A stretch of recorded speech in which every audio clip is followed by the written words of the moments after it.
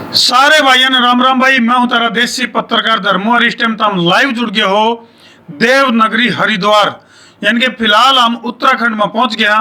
और हरियाणा का एक गंगोली गांव का छोरा जिसने कि उत्तराखंड में डंका बजा दिया, यानी कि शंखनाद कर दिया है। और राजनीति का सिपे सालार संघ के गलियारों से होते हुए बीजेपी में किस तरह से ठक ठक ठक करी है, तो आज उसकी पड़ताल खातर हम भी पहुंच गए हैं हरिद्वार। लोगों के पास शब्दकोश बहुत भारी भरकम है, इतना भारी भरकम शब्दकोश है कि विपक्षी पार्टियों के हाथ एक तो शब्द नहीं समझ मानते। तो श्री रामचंद्र ने कहा कि रुको बेटा, 5 साल और इंतजार करो। उसी जोश में एक बार उन्हें पता लगे दर्शकों, जय श्री राम, जय श्री राम, जय श्री राम, जय श्री राम। अच्छा, अभी कैमरा जब ऑन नहीं हुआ था तो आप एक बात कर रहे थे, ऐसे नारे मोड़ जाए कांग्रेस वाले 400 पार करके सरकार बना गए।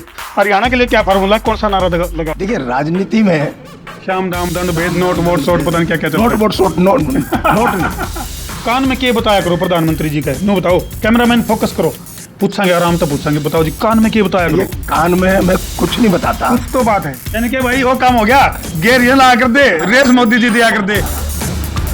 गौर से देखिए इन तस्वीरों को, ये वो तस्वीरें हैं भाई, यानी कि बड़े बड़े नारे लगाए गए भारतीय जनता पार्टी के द्वारा। बोले कदे तो 400 पार तो कदे आर पार। और हरियाणा की बात करा तो 75 पार, और बना दी दोनों जगह सरकार। तो फिलहाल ये जो तस्वीरें तो हम देखने लग रहे हो, हरियाणा की अगर मैं बात करूं, हरियाणा का हल्का सफीदों, और सफीदों हल्का का एक गांव गांगोली गांव तक लिकड़ा एक छोरा जो कि उत्तराखंड में पहुंचा और संघ के गलियारों में से पहुंच कर भाजपा की राजनीति में, सक्रिय राजनीति में हुंकार भर दी। ठडू राम रामानंद जी, ओम प्रकाश जमदग्नि जी, राम राम जी, राम राम जी, जय श्री राम, जय श्री राम। ये देखा भाई, यानी कि ये जय श्री राम और जय श्री राम क्या क्या है। फिलहाल जो है हैट्रिक मार दी है केंद्र सरकार में, बहुत बड़ी बात है। ओम प्रकाश जी, ये जो गलियारे हैं, ये जो तस्वीरें हैं, कैमरामैन की कहूंगा एक बार दिखा दे भाई। इन तस्वीरों का बेहतर नहीं आन पाता। कई बार तो संघ में कुछ ऐसे पद हैं जिनकी जानकारी जो है विपक्ष की अगर मैं बात करूं, उनको न्यूए को नहीं बेरा के तो प्रमुख हुआ है, कि पन्ना प्रमुख हुआ है, कि नगर प्रमुख हुआ है। इतने पद बना दिए पन्ना प्रमुख जिसे ऐसे पद हैं विपक्षी पार्टियों के पन्ने बैठले हैं, उनको जब तक भी समझ में को नहीं आता अभी वो मामला है कि। देखिए, हमारा जो मातृ संगठन है जी, वो राष्ट्रीय स्वयंसेवक संघ है जी, हमारी जो माँ है वो संघ है, आरएसएस है। और आरएसएस के लगभग 35-36 अनुसांगिक संगठन है जी, जिसमें एक भारतीय जनता पार्टी भी संगठन है। उसकी एक मतलब यानी कि इतनी बड़ी इकाई है संघ की कि भारतीय जनता पार्टी को तो यानी कि जिस तरह से ये चांदी का कमल खिल रहा है नहीं भाई, एक छोटी सी इकाई मानना है। पूरे भारत को हिंदू राष्ट्र तक बढ़ाने की जो बात चल रही है उसके बारे में भी आज कुछ सवाल पूछेंगे। और तारतीब बता दे भाई, ओम प्रकाश जमदग्नि गांगुली जो कि मोदी जी के काफी करीबी हैं, कई बार मुलाकातों का दौर शामिल। हम देखोगे वो तस्वीर, जब भी उत्तराखंड प्रधानमंत्री जी आए हैं तो एक खास मुलाकात जो है ओम प्रकाश गांगुली जी के साथ होती है। कान में क्या बताया करो प्रधानमंत्री जी का, नो बताओ। कैमरामैन फोकस करो, पूछेंगे आराम से पूछेंगे। बताओ। कान में मैं कुछ नहीं बताता। कुछ तो बात है। मैं केवल मोदी जी को उनको स्वस्थ रहने की शुभकामनाएं देता हूँ जी, और मैं माँ गंगा से प्रार्थना करता हूँ कि मोदी जी स्वस्थ रहे और मस्त रहे और देश हित में काम करें। और मैं केवल एक ही बात कहता हूँ, क्योंकि मेरे मोदी जी से बहुत पुराने संबंध हैं। जब मोदी जी मुख्यमंत्री भी नहीं बने थे, जब मोदी जी संगठन में काम करते थे, बिल्कुल हम लोग भी संगठन में काम करते थे। हरियाणा में भी एक साथ काम किया आप लोगों ने? नहीं, मैंने हरियाणा में काम नहीं किया, लेकिन क्योंकि मोदी जी उत्तराखंड के प्रभारी भी रहे हैं, अच्छा जी, तो मैंने उत्तराखंड में उनके साथ काम किया है, कंधे से कंधा मिला कर काम किया है। उनके निर्देशन में, उनके मार्गदर्शन में, उनके आशीर्वाद से संगठन में काम करने का मौका मिला है। और मुझे वो अवसर मिला है कि मैं गाड़ी चलाता था और मोदी जी मेरे साथ बैठे हैं। अच्छा जी, वो अवसर मुझे मिला है। यानी कि भाई वो काम हो गया, गेर ये ला कर दे, रेस मोदी जी दिया कर दे। यानी कि कंधों से मिलते हैं कंधे, कदमों से कदम मिलते हैं, हम चलते हैं जब ऐसे तो दिल दुश्मन के हिलते हैं। गांगुली गांव हरियाणा का एक प्यारा सा गांव है गांगुली, वहां से निकलकर आपने उत्तराखंड की राजनीति में हुंकार भर दी। हरियाणा का कुछ फिक्र नहीं हुई आपने? नहीं, देखिए, मैं निश्चित रूप से, जैसे मोदी जी ने कहा था बनारस में कि मुझे माँ गंगा ने बुलाया जी, मेरे को माँ गंगा ने बुलाया हरिद्वार। मेरा कोई हरिद्वार आने का किसी भी प्रकार का कोई प्रयोजन नहीं था जी। केवल माँ गंगा ने बुलाया, क्योंकि मेरी परिस्थितियां कुछ ऐसी बन गई थी कि मुझे माँ गंगा की शरण में आना ही पड़ना था। ये बहुत बड़ी बात है, यानी कि भाई मजबूरी में का पहले शुरुआत तो मजबूरी में करी थी और फिर स्वाद आने लग गया। हाँ, बस फिर मजा आने लग गया। जहाँ मेरा पूरा कुटुंबा हरियाणा में, ओम प्रकाश जी हरियाणा का मोह नहीं छूटता, बिल्कुल नहीं छूटता। ओम प्रकाश जी, तो आपने तो वो काम कर दिया, एक तरह से भाजपा को गोत्र सा बना दिया। मतलब चतुर्थ की जो पॉलिटिक्स है, रिश्तेदारी पॉलिटिक्स की अगर मैं बात करूं तो वो भी कितने कितने घूम फिर का सारा बीजेपी में है। बीजेपी में ही लोगों के पास शब्दकोश बहुत भारी भरकम है, इतना भारी भरकम शब्दकोश है कि विपक्षी पार्टियों के आप देखो शब्द नहीं समझ मानते।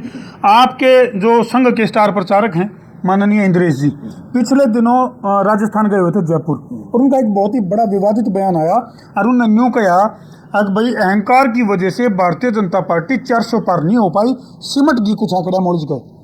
देखिए, इंद्रेश जी हमारे बहुत बड़े केंद्रीय अधिकारी हैं, मैं उनके किसी भी वक्तव्य पर टिप्पणी करने का अधिकार नहीं रखता। नो कमेंट, मेरा अधिकार नहीं है। चक्कर है ये। देखिए, मैं भगवान श्री राम का बहुत, हम उनके उपासक हैं और हमारे आदर्श हैं भगवान श्री राम जी। और हमने राम मंदिर बनाने में, मैं अपना इतिहास आपको बताऊं, मैं अयोध्या राम जन्मभूमि आंदोलन के दौरान अयोध्या भी गया हूं, जो बाबरी मस्जिद ढांचा जो ढाया गया था, गया हूं मैं। और उससे पहले जो यात्राएं निकली हैं, जो आंदोलन हुए हैं, मैं प्रत्येक आंदोलन में गया हूं। मेरे पास ऐसे ऐसे चित्र फोटो हैं, मैं जब युवा था, नया लड़का था, बजरंग दल की पट्टी बांध के, ना अभी भी जवान हूं, जय श्री राम के नारे लगाते हुए। उसी जोश में एक बार आने दो, पता लगे दर्शकों को। और जय श्री राम, जय जय श्री राम, जय श्री राम, जय श्री राम। अच्छा ओम प्रकाश जी, ये बताओ, एक तो राम राम, एक जय राम जी की, और एक जय श्री राम, एक जय श्री राम, क्या अंतर है इसमें? देखिए, इसमें अंतर कुछ नहीं है, उत्साह का अंतर है। कुछ तो गड़बड़ है, उत्साह है। अच्छा चलो ओम प्रकाश जी, हरियाणा की राजनीति की बात कर लेते हैं। हरियाणा में सड़कों पे किसान है, उधर से अग्निवीर के लिए लोग सड़कों पे हैं, मतलब जो नौजवान पीढ़ी है, उधर से कर्मचारी जो है वो सड़कों पे है, किसान सड़कों पे है। उसके बावजूद भी प्रदेश सरकार दावा कर रही है कि भाई हम जो है ना चौथी बार शपथ लेंगे, क्योंकि तीसरी बार तो नायब सिंह सैनी ले गए, तो चौथी बार की हैट्रिक लगाएगी भाजपा। हैट्रिक तो इन्होंने एक तरह से करी थी, क्योंकि मनोहर लाल खट्टर जी ने जैसे त्याग पत्र दिया, उसके बाद नायब सिंह सैनी ने शपथ ले ली, तीसरी तो होगी। अब चौथी बार की तैयारी का जो दावा है वो कितना खरा लगा आपने इन विकट परिस्थितियों के बावजूद? देखिए, मैं आपको निश्चित रूप से कहना चाहता हूँ, 100% हरियाणा भाजपा सरकार बनेगी, 100%। मैं मानता हूँ कि ईवीएम के जरिए नहीं, सच बताया नहीं, जनता के जरिए। अच्छा, जनता के जरिए, जनता के जरिए। ईवीएम को तो लोगों ने अब की बार सती सावित्री घोषित कर दिया है। चक्कर क्या है ये? वो उन्हीं से पूछो आप। देखिए, हरियाणा में कल ही आपको लगा होगा कि चुनाव प्रभारी बना दिए हैं श्री धर्मेंद्र प्रधान जी, केंद्रीय शिक्षा मंत्री चुनाव प्रभारी बना दिए हैं। और मुझे उस नेता के ऊपर, मैं व्यक्तिगत रूप से कह रहा हूँ कि वो हमारा उत्तराखंड के प्रभारी रहे हैं, वो उत्तर प्रदेश के प्रभारी रहे हैं, मुझे उस नेता के ऊपर पूरा विश्वास है। वो नेता, उसकी कुशलता, उसकी शालीनता, उसकी मेहनत और हरियाणा के बीजेपी के कार्यकर्ताओं की लगन और हरियाणा के जो जनता ने थोड़ा सा चूक अभी लोकसभा में हुई है, वो चूक दोबारा करेगी नहीं। निश्चित रूप से सरकार भाजपा की बनेगी। नुको एक फार्मूला अपना लिया है, नुको एक बूथ 10 ऊथ न वो, सॉरी, एक बूथ 10 यूथ, मतलब कुछ इस तरह के फार्मूले लगा के आप जो है ना ईवीएम के ऊपर अपनी जो कार्यकर्ता है उनको पूरी निगरानी दे रहे हो। अभी एक बूथ के ऊपर कम से कम 10 यूथ होने चाहिए, यानी कि भाजपा के जो कार्यकर्ता पूरी निगरानी में चुनाव होंगे। कितना सच्चाई है इसमें? देखिए, हमारे यहाँ संगठन का सिस्टम है। हमारे यहाँ राष्ट्रीय अध्यक्ष है, प्रदेश अध्यक्ष है, जिला अध्यक्ष है, मंडल अध्यक्ष है, शक्ति केंद्र के संयोजक है, बूथ के अध्यक्ष है, पटना प्रमुख है। हमारे यहाँ सिस्टम है भाई। ये जो कांग्रेस के जो कार्यकर्ता हैं या फिर कांग्रेस के जो समर्थक हैं, जिनका इनके बताए गए जो पद हैं, मैं समझ में आ गया हूँ। अच्छा, थोड़ा सा आगे लिख रहा है हम बात करते करते, क्या लगता है हरियाणा की राजनीति में कितना उठापटक कर पाओगे? नहीं, उठापटक करने की आवश्यकता नहीं है। अच्छा। सरकार, आज भारतीय जनता पार्टी की सरकार चल रही है, अगली सरकार भारतीय जनता पार्टी की आएगी। केवल थोड़ा सा, जो मैं विभाग बोल रहा हूँ आपके सामने, क्योंकि आप विभाग पत्रकार हैं, आपके सामने मैं घुमा फिरा के बोल नहीं सकता। थोड़ा सा जो हमारे कार्यकर्ताओं में थोड़ा सा उत्साह कम था, उस उत्साह को बढ़ाएंगे, जनता के बीच में जाएंगे, जनता की अपनी योजनाएं रखेंगे और जनता के माध्यम से हम चुनाव जीत के आएंगे। अच्छा, अभी कैमरा जब ऑन नहीं हुआ था तो आप एक बात कर रहे थे, बोले ऐसे नारे में उड़ जाए कांग्रेस वाले 400 पार करके सरकार बना गए। हरियाणा के लिए क्या फार्मूला, कौन सा नारा लगाओगे? देखिए, राजनीति में शाम दाम दंड भेद नोट वोट शोट पता नहीं क्या क्या चलता है। नोट वोट शोट नोट नहीं जी, केवल राजनीति में वो ही योजनाएं और वो सिस्टम हमें करना पड़ेगा जिससे हम सरकार ला सके। अच्छा। ये तो राजनीति अखाड़ा है, अखाड़ा में दाव पे चलते हैं। मतलब कई सारे जो दर्शक हैं उनके कमेंट आने लग रहे हैं, वो न्यू कहें कि भाई भारतीय जनता पार्टी वाले देश को हिंदू राष्ट्र घोषित करने की तैयारी में चल रहे हैं, कोई न्यू कहे भाई संविधान बदलने की तैयारी चल रही है। चक्कर क्या है, चल क्या रहा है पर्दे के पीछे? देखिए, हिंदू राष्ट्र तो है ना। अच्छा, हिंदू राष्ट्र है, तो घोषित करने की जरूरत ही नहीं है। हाँ, हिंदू राष्ट्र है, लेकिन जहाँ तक संविधान की बात है, वो विपक्ष का एक बहुत षड्यंत्रकारी प्रचार प्रसार है। लेकिन ये दाव बहुत महंगा पड़ गया आपको। भारतीय जनता पार्टी कभी भी संविधान बदलने की बात नहीं करती है।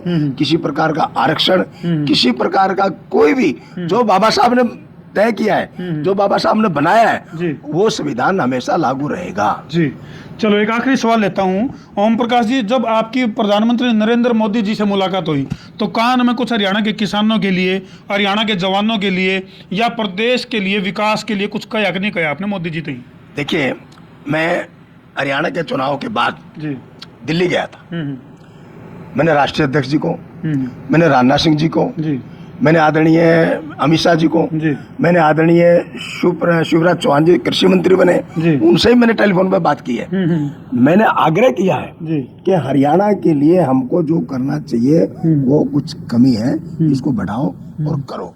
किसान अन्नदाता होता है, किसान हम जो रोटी खाते हैं, जो हम अन्न ग्रहण करते हैं, वो किसान की मेहनत से करते हैं। यदि किसान और भगवान और जवान हमसे नाराज होंगे तो हमारी सरकार नहीं आ पाएगी। चलो, उसकी नाराजगी जो है वो भले ही भारतीय जनता पार्टी को केंद्र यानी कि लोकसभा चुनाव में उनकी नाराजगी झेलनी पड़ी, और जो 400 पार का नारा था वो शायद पूरा नहीं कर पाए बुलंदी से, और वो नाराजगी जो बता रहे हैं प्रधान जी, भाई कुछ न कुछ कितने किसानों की नाराजगी का खामियाजा जो है वो इनको भुगतना पड़े।